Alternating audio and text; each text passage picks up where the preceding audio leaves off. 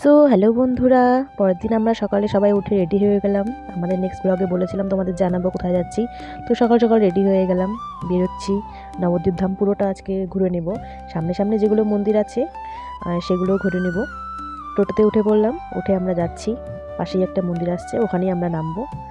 তো এই দেখো, মন্দিরের ভেতরে ক্যামেরা নিষিদ্ধ আছে, তো সাইডে মিউজিয়াম এটা। তো এখানে অনেক প্রভু মহারাজদের ফটো, ছবি আর এরকম মূর্তি করা আছে। তো সেগুলোই তোমাদের সাথে শেয়ার করছি। দেখো, তোমাদের অবশ্যই ভালো লাগবে।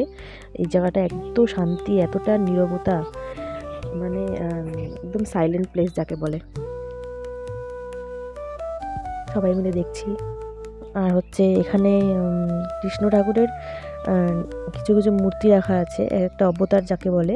তো বন্ধুরা, আর একটা কথা, তোমরা যারা যারা আমার ভিডিও নতুন দেখছো, প্রথমবার দেখছো, তারা প্লিজ আমার ভিডিওটা লাইক, কমেন্ট, শেয়ার করে দিও।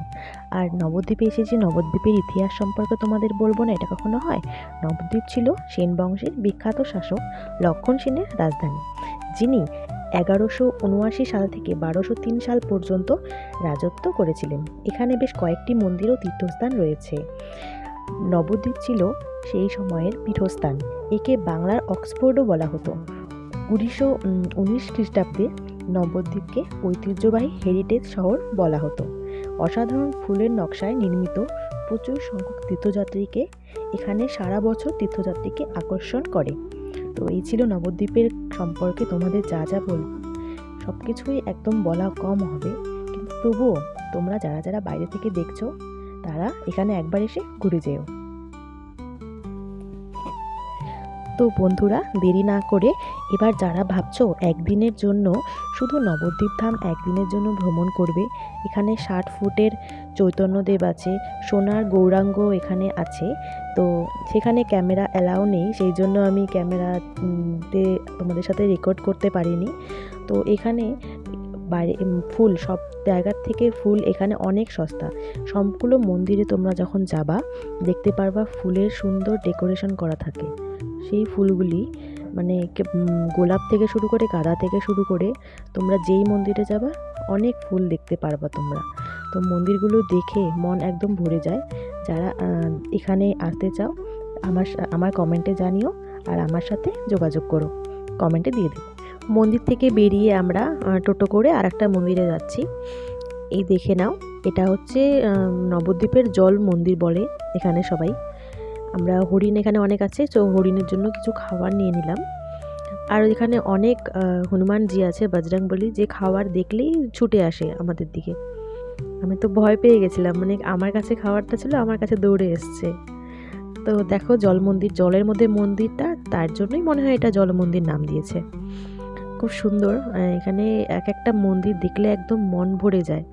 এই নদীটার মধ্যে না অনেক ছোট ছোট মাছ, কচ্ছপ এগুলো আছে, ওরা ওখানে ওগুলো খাওয়া দেয়। তো সামনেই হরিণগুলোকে সবাই দাঁড়িয়ে দাঁড়িয়ে খাওয়া দিচ্ছে।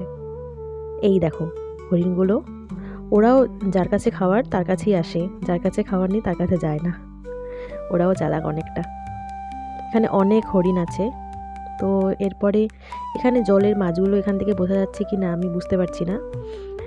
জলের মধ্যে অনেক মাছ, এখানে খাবার পাওয়া যায়, সেখানে মাছগুলোকে দিলে খেয়ে নেয়। দেখো বজরংবলী। তো মন্দিরটা প্রায় শেষ হয়ে গেল দেখা। তো আমরা পাশেই আরেকটা মন্দির, ওখানে চলে আসলাম।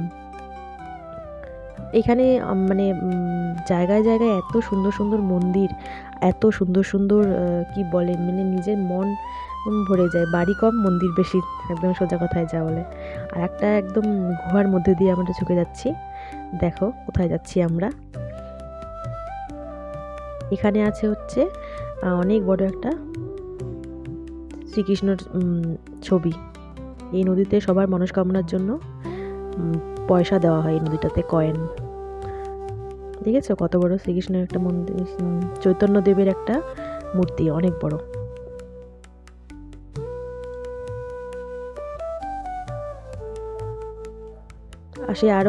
পাশে আরও একটা জগন্নাথ দেব আছে। সুন্দর, ঠাকুরগুলোকে এত সুন্দর করে সাজিয়ে রাখে না এরা। তো বন্ধুরা, তাড়াতাড়ির মধ্যে তোমাদের সাথে আমি যে মন্দিরগুলো শেয়ার করলাম, এখানে অনেক মন্দির আছে, কিন্তু সব মন্দিরে মোবাইল একদমই অ্যালাউ নেই, সেই জন্য এইটুকুই শেয়ার করলাম। তো আবার কালকে দেখা হচ্ছে নেক্সট ব্লগে মায়াপুরের। টাটা।